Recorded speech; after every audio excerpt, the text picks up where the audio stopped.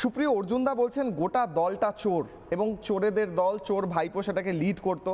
এবং তুমি রিসেন্টলি বিক্ষুব্ধ হয়েছো বা তুমি রিসেন্টলি এই দলের বিরুদ্ধে কথা বলছো, কিন্তু 4 তারিখ অবধি তো ছিলে তুমি সুপ্রিয়, তার উত্তরও দিয়েছো বটে তুমি, কিন্তু আবারও বারবার প্রশ্ন করতে ইচ্ছে করে, চোর দলটার সাথে এতদিন ছিলে, এত দহরম মহরম ছিল, এবার কি রিগ্রেট হয়? ইচ্ছে করেই ছিলে, এখন কি নিজেকে বাঁচানোর জন্য উল্টো কথা বলছো? না, যে সময় আমি নিজেকে বাঁচানোর কোনো প্রশ্ন নেই, কারণ আমার বিরুদ্ধে কোনো পার্সোনালি অভিযোগ নেই। দ্বিতীয় কথা হচ্ছে যে দহরম মহরম, না, ডিমের হাত থেকে বাঁচতে হয়তো। হ্যাঁ, দহরম মহরম আমার কোনো কালই ছিল না, কিন্তু যেদিন দল যোগদান করেছিলাম দলে, নিশ্চিতভাবে এখানে এমন অনেকেই আছে প্যানেলে যারাও দীর্ঘদিন থেকে রাজনৈতিক সাথে যুক্ত, রাজনৈতিক দলের সাথে সম্পৃক্ত। ফলে আমি দীর্ঘদিন যে দল করেছি বা যে দলের জন্য কিছু সামান্য হলেও পরিশ্রম করেছি, সেখানে রিগ্রেট আমি বলবো না, রিগ্রেট শব্দটার সঙ্গে একমত হব না। কিন্তু আমি একথা নিশ্চিতভাবে বলবো যে কথা আজকে মাননীয় মন্ত্রী বলছেন, সেটার সঙ্গে জনমতের একটা মিল আছে বলেই তো জনমত একেবারে এইরকমভাবে অ্যাবসলিউট মার্জিনের বিরুদ্ধে গেছে।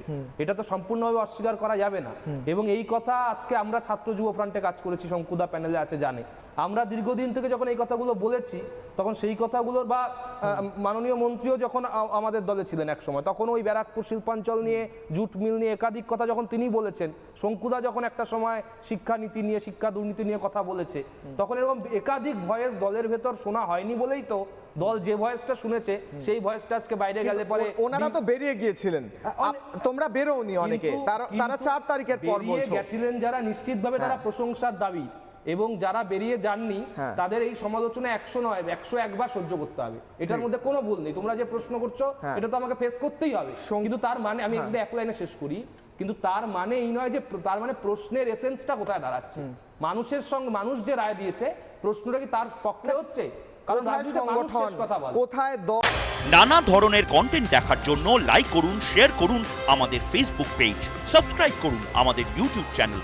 পাশাপাশি অন্যান্য ব্রেকিং নিউজের জন্য অবশ্যই চোখ রাখুন রিপাবলিক বাংলায়।